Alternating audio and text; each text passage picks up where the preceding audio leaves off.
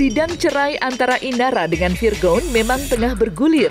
Namun yang menjadi pusat perhatian ialah yang mana Inara kini sudah harus terjun ke dunia kerja demi menghidupi ketiga anaknya. Meski begitu, perjalanan Inara tak semulus dengan apa yang telah ia targetkan.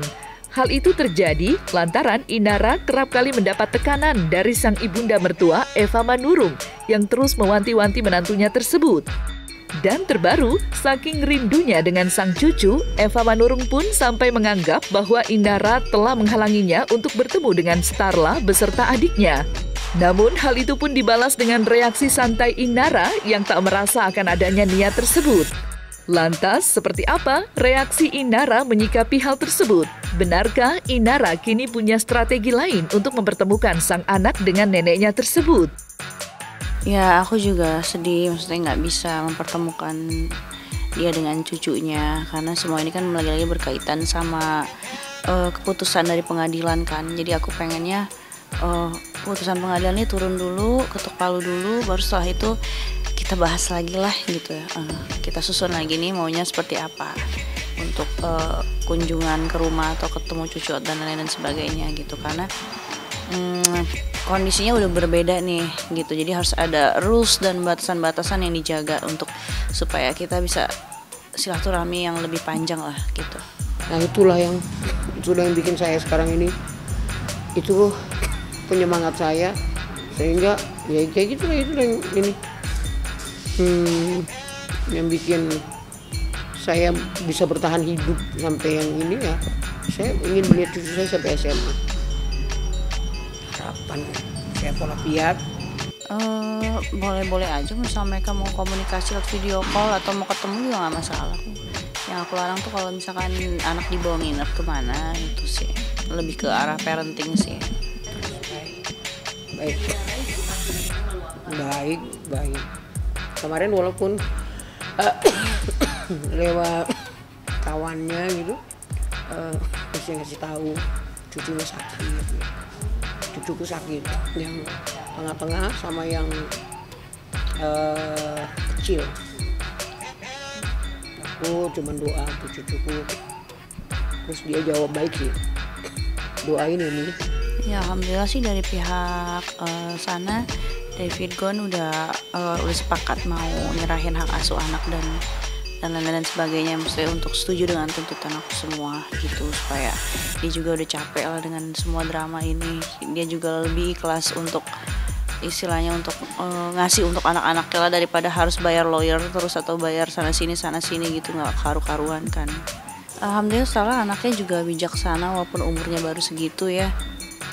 Jadi aku jelasin sedikit aja dia juga udah ngerti. Misalkan kayak dia kerja harus cari uang untuk bayar uang sekolah kalian, dia udah ngerti itu bahwa adiknya nggak bisa selalu ada di rumah kayak gitu sih. Kalau misalkan untuk ngejelasin lebih lanjut kayak iya mami sama Dedi lagi ada masalah atau Dedi mau cerai, ya dia nggak paham lah, dia nggak paham cerai itu apa, istilah cerai itu apa, belum sampai ke situ sih.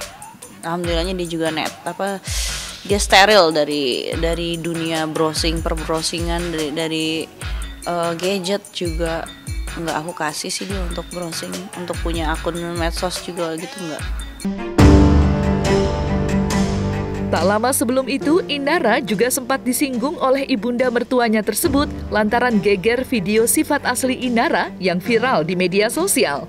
Namun, kendati adanya kejadian itu, Inara pun nampaknya enggan memperkeruh situasi antara dirinya dengan sang ibunda mertua.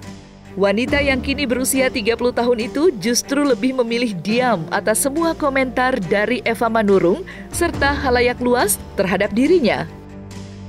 Ya, orang mau berkomentar apa ya suka-suka mereka lah. Ya, yang jelas kita kan dikasih tangan dua sama Allah kan bukan untuk tutup mulut orang ya. Untuk tutup kuping aja gitu, sama untuk kerja yang positif, itu aja sih. Aku juga nggak berharap orang lain untuk suka sih sama sifat asli aku atau gimana pun, karena aku juga udah capek jadi orang lain juga, udah nggak mau juga capek jagain perasaan orang lagi.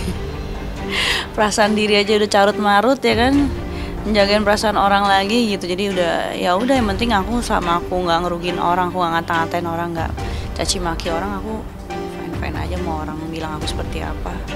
Yang penting kita nggak menzolimi orang, udah itu aja. Orang mungkin selama ini bilangnya aku bongkar aib suami ya. Memang sih kalau kita lihat ya secara etis harusnya nggak boleh kayak gitu ya. Cuman karena kan ya nggak semua masalah itu kita bisa sama ratain ya.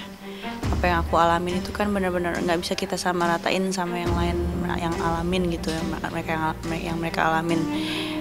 Ya aku bisa sampai menempuh jalan ini kan karena memang nggak ada pilihan lain gitu, benar-benar nggak ada pilihan lain.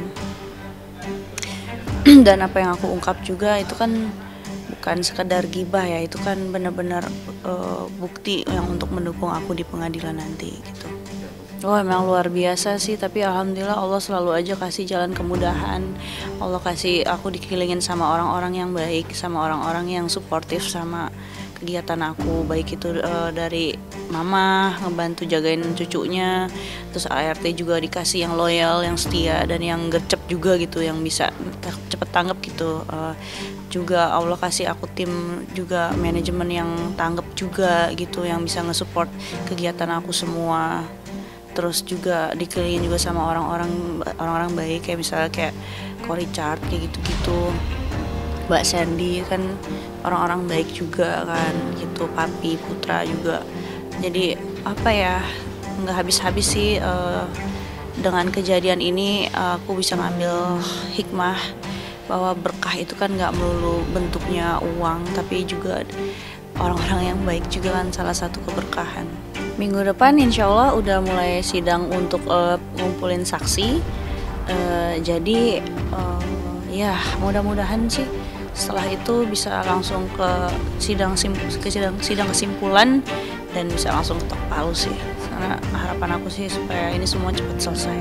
Pastinya sih nyita waktu juga, nyita energi juga, uang juga pastinya ya. Jadi ya karena itu semua akhirnya ya aku berharap ya pengennya cepat selesai lah, nggak ada drama-dramaan lagi.